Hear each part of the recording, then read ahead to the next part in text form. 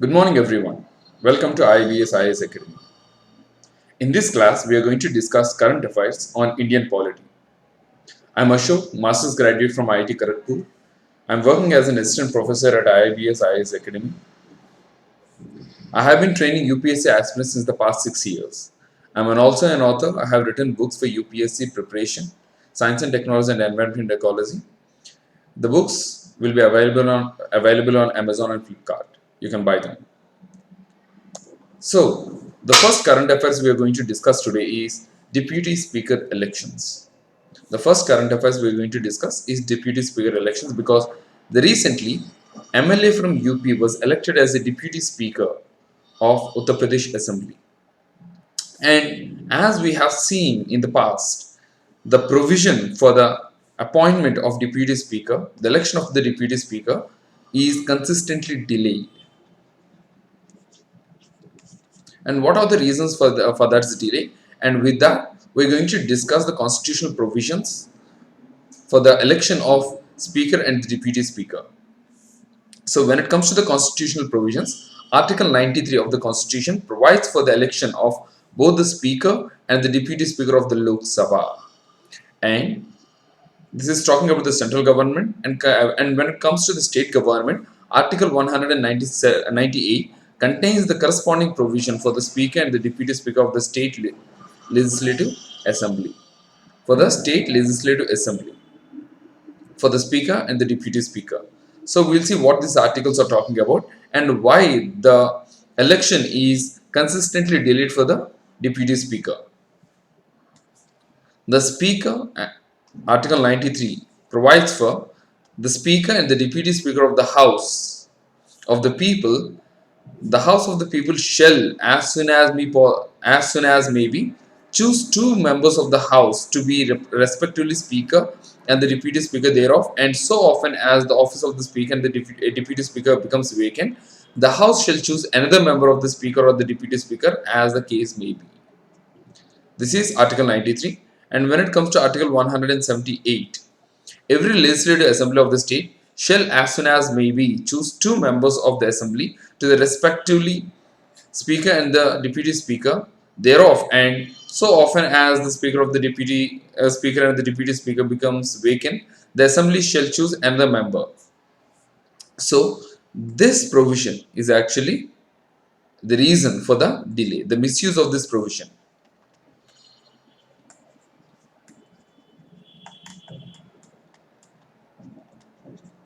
So what is this provision is talking about? It is not telling there shall be a speaker and the deputy speaker elected to the houses of both the houses. It is not talking there shall be, right? Like the president or the prime minister. So it is not talking about shall. So what it is talking about? The people shall, as soon as may be, right? So it is not giving a time frame. It is not talking about any specific time frame when the speaker or the deputy speaker ought to be elected. Usually the deputy speaker is elected in the second session, right? But there is no specific constitutional provisions that it has to be done only at this particular time, right? But because it said as soon as maybe and it did not specify the time frame, so this provision has been misused. For the election of the speaker and the deputy speaker, the speaker is elected immediately, but the deputy speaker, so they are taking time. So the provisions of the deputy speaker.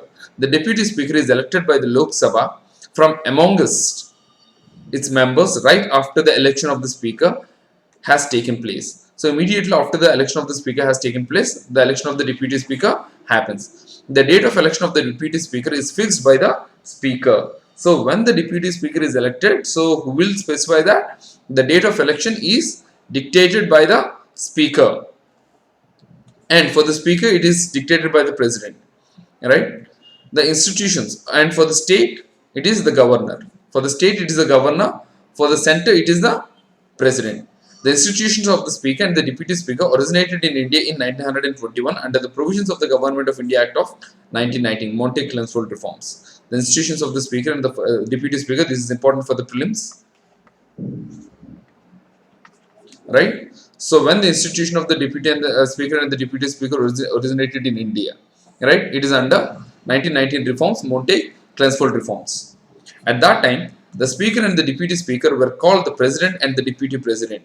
The president and the deputy president respectively, and the same nomenclature continued till 1947. Right? Initially they were called president and the deputy president, but now we are calling them speaker and the deputy speaker. So it has been originated from the parliamentary form of democracy, precisely the Britain. Right? It was adopted from the Britain. And the time frame and the rules of elections. Right? So as we already discussed, the time frame not specifically mentioned in the constitution. The practice of both Lok Sabha and the state legislative assemblies has been to elect the speaker during the first session, the mostly, right, of the new house, usually in the third day after oath taking and affirmations takes place over the first 2 days. Right, the first 2 days oath taking and the affirmations happens, and then the election of the speaker happens. But the election of the deputy speaker usually takes place in the second session. Right, but there is no bar that it has to happen only in the second session. It can also happen in the first session. Right, but the election of the deputy speaker is generally not delayed beyond the second session without a genuine and unavoidable constraints. In Lok Sabha, the election of the deputy speaker is governed by the Rule 8 of the Rules and Procedures and the Conduct of Business in the Lok Sabha. And once elected, the deputy speaker usually continues in office until the dissolution of the House. Okay. So once elected, the deputy speaker continues to be in the office until the House dissolves. That means if the majority of the House is not sustained, if the no confidence motion has been passed and it is not, and the no confidence motion has sustained where the governing bodies do not have the majority, then the deputy speaker also, the office of the deputy speaker also becomes vacant. The term of office and the removal. Like the speaker, the deputy speaker remains in the office usually during the life of the Lok Sabha, 5 years, and the deputy speaker may vacate his or her office earlier in any of the following cases. What are the following cases where the office becomes vacant? If he ceases to be the member of the Lok Sabha, right? If he ceases to be the member of the Lok Sabha, if he resigns by writing to the speaker, if he is removed by the resolution passed by the majority of all the then members of the Lok Sabha, right?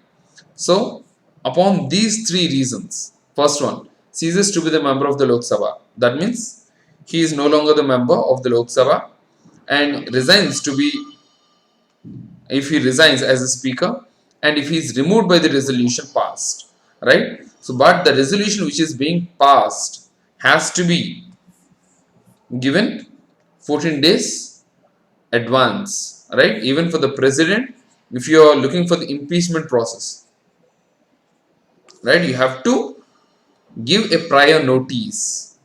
You have to give a prior notice to the president. The same way, the resolution for the removal of the speaker has to be given 14 days prior to the induction.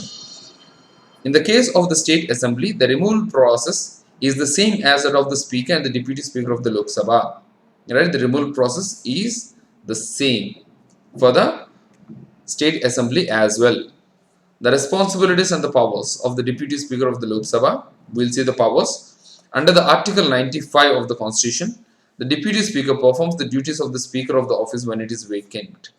Right, 95 talks about the powers of the speaker. So whenever the speaker is not available, so the deputy speaker goes and performs the duties of the speaker, and he or she also act as a speaker when the latter is absent from the sitting of the house.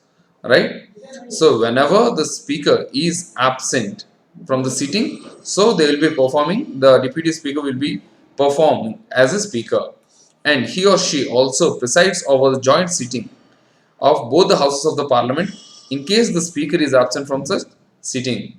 So they also presides in the joint sitting. Joint sitting is when both the houses are brought together to overcome the deadlock between deadlock of the bill that was introduced either in the houses.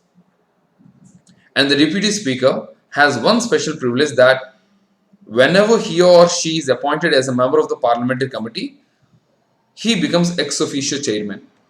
He or she becomes the ex officio chairman. So if there is any parliamentary committee that has been inducted or performed, so the deputy speaker becomes the de facto, so ex officio chairman of that particular committee. And Public Safety Act. The next one is the Public Safety Act. The next current affairs. It is related to Jammu and Kashmir. It is related to Jammu and Kashmir, right? So ahead of the why the news has been come, why it is important. Ahead of the Home Minister's visit, around 900 people have been detained by the Union Territory of the Jammu and Kashmir, and few other stringent Jammu and Kashmir Public Safety Act 1978. What is this Jammu and Kashmir Public Safety Act? This is what we have to know, right? Under the Public Safety Act, an individual can be detained. He can be detained on the basis of an executive order for a maximum of 2 years. So you can be detained for a maximum of 2 years, and that too without trial, right? For the act is prejudicial to the security of the state or for the maintenance of the public order, right? So if it is prejudicial to the security of the state, they can be detained for a maximum of 2 years without any trial, without any trial, right? And enforcement. The detention order is passed either by the divisional commissioner or the district magistrate. Only these two people can actually give the detention order, right? So they can be detained for a maximum of 2 years without any trial. That is important. So if you want to challenge such detention, what are the provisions? Because Article 20 is talking about no person can be convicted of an offense until or unless he has committed the crime. So, and we have the Article 32 talking about right to constitutional remedies to protect the fundamental rights, right? So, when you are detaining a person without anything, that means you are denying the right to liberty. So, under what conditions it can be challenged? So, what are the provisions to challenge that detention? The only way the administrative preventive detention order can be challenged is through habeas corpus, right? The administrative preventive detention can only be challenged through the habeas corpus. Habeas corpus, have the body, right? This is one of the provisions in the Article 32 filed by the relatives of the detained person. Any of the relative can actually file the habeas corpus, and habeas corpus can be to the private persons as well. The High Court and the Supreme Court have jurisdiction to hear such petitions and pass a final order seeking quashing of the Public Safety Act, right? So they can completely quash the detention if they find that it is illegal or injustice. However, if the order is quashed, there is no bar on the government passing other detention order under the PSA and detain the person again. Immediately after the order has been detained, there is no provision that again the PSA is levied upon the person and can be detained. There is no such provision, and there can be no prosecution or legal proceedings against the officer who has passed the order. There is no provision or no prosecution, no legal proceedings for the person who has detained the person, even though it is illegal under PSA. Right? What is habeas corpus under Article 32? This is what we have to know again. This is important for the prelims. Habeas corpus means to have the body of. In the Latin means to have the body of. It is a writ, right? So bulwark of individual liberty against the arbitrary detention, right? Immediately, if there is an arbitrary detention, so immediately the individual has to have the liberty to come out of it.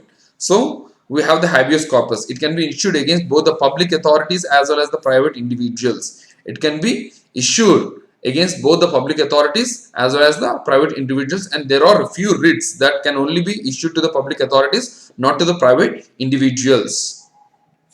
And the writ, on the other hand, is not issued where the detention is unlawful. The proceedings is for the contempt of the legislature of the court. The detention is by the competent court. Detention is outside the jurisdiction of the court. Only under those jurisdiction, the habeas corpus writ is not issued.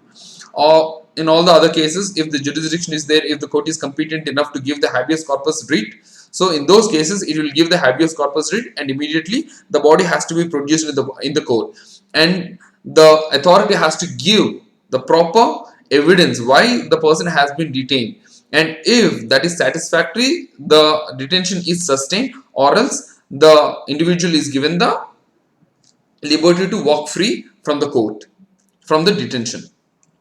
And issues with the PSA. The first issue is the detention without the trial, right? So the PSA allows the detention of a person without the formal charge or without any trial. That means you cannot really go to the court, right? You do not have to be produced before the district magistrate, and it can be slapped on a person who is already in the police custody. Even though he is in the police custody, immediately with the PSA he can be put in the jail for next 2 years.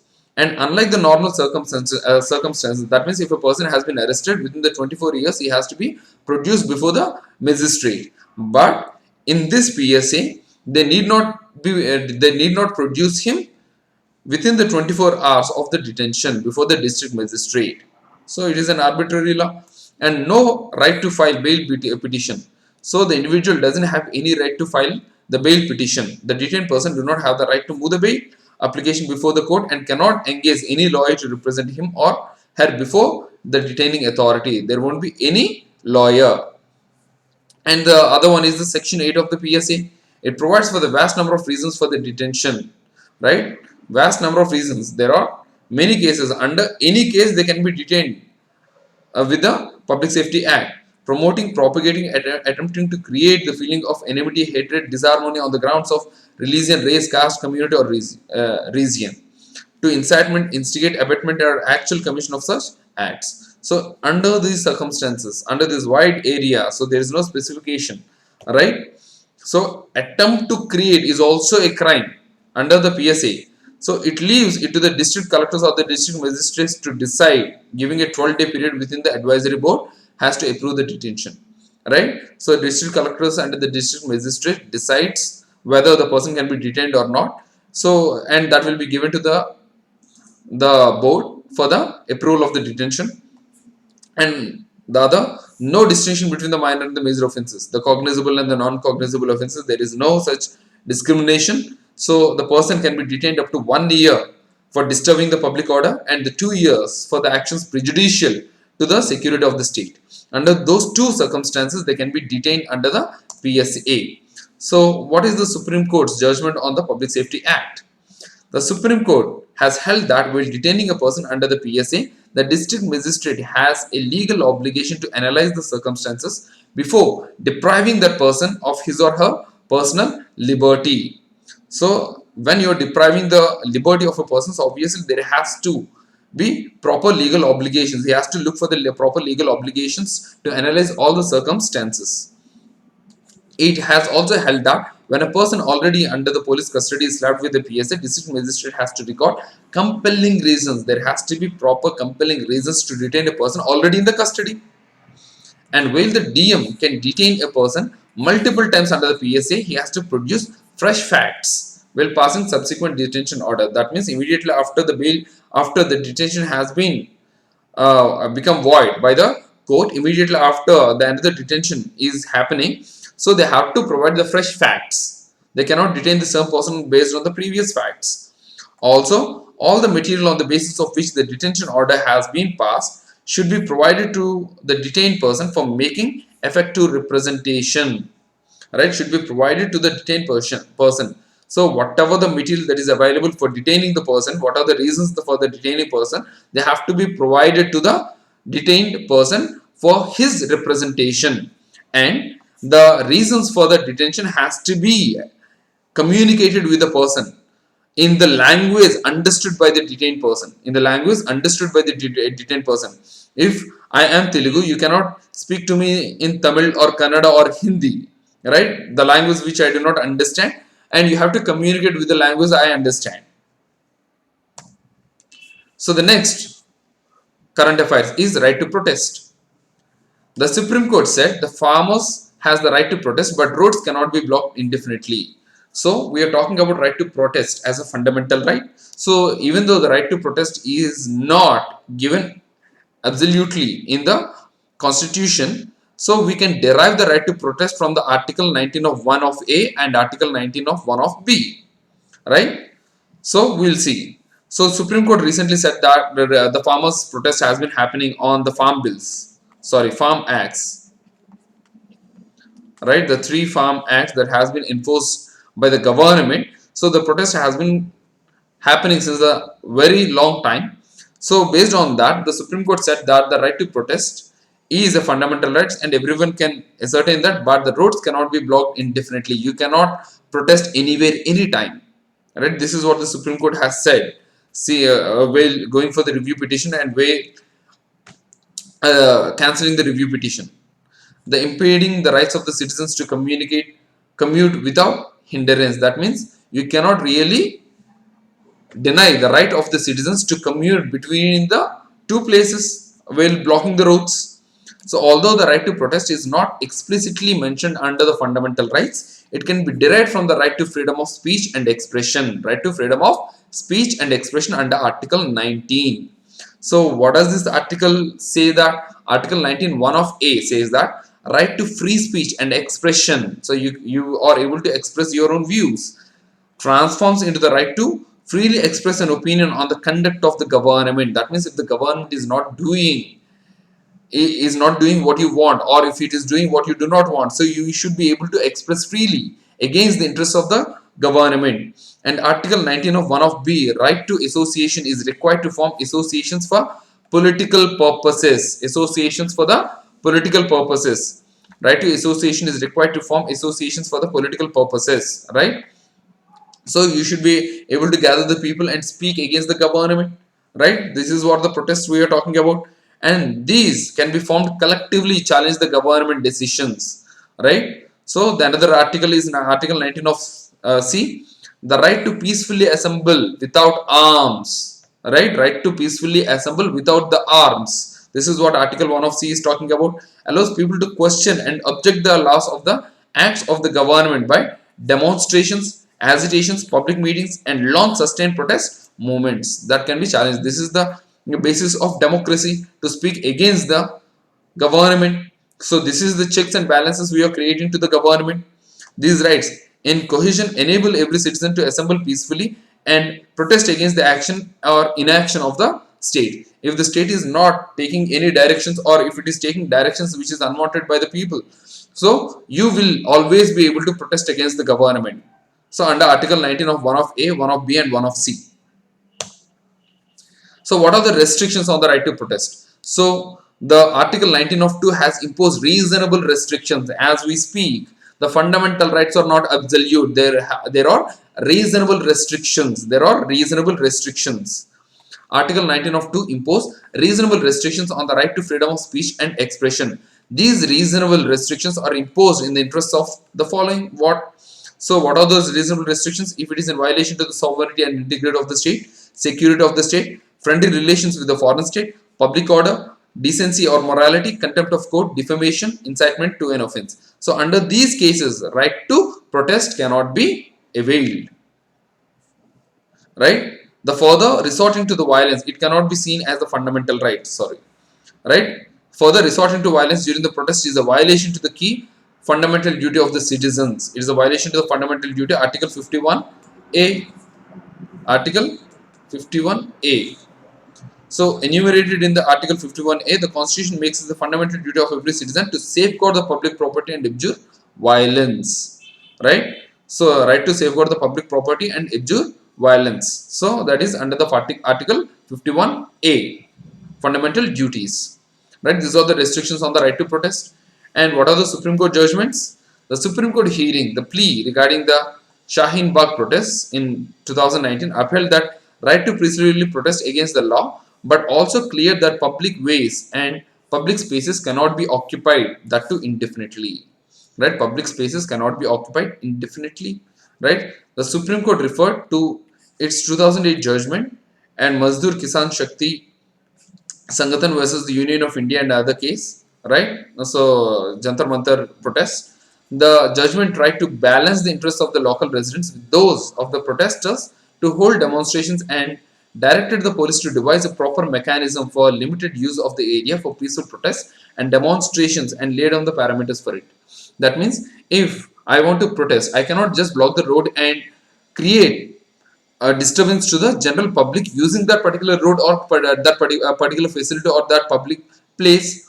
So the public place is for everyone. So the public is supposed to use that place without any proper, that is their own right. So to launch my protest, I cannot block the public spaces or the roads indefinitely, right? So there has to, it has directed the police, and in as per the 2008 judgment, that the police has to devise a proper mechanism to make sure there will be limited users of the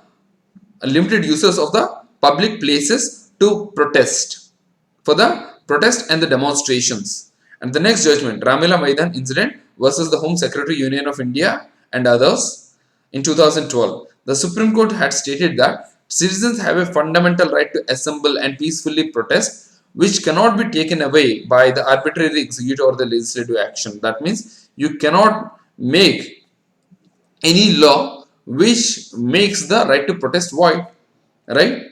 So the right to protest, right to peacefully protest, is a fundamental right. So as per the arbitrary executive or the legislative laws, that cannot be curtailed by the legislative or the executive actions, right? So this is Supreme Court judgments.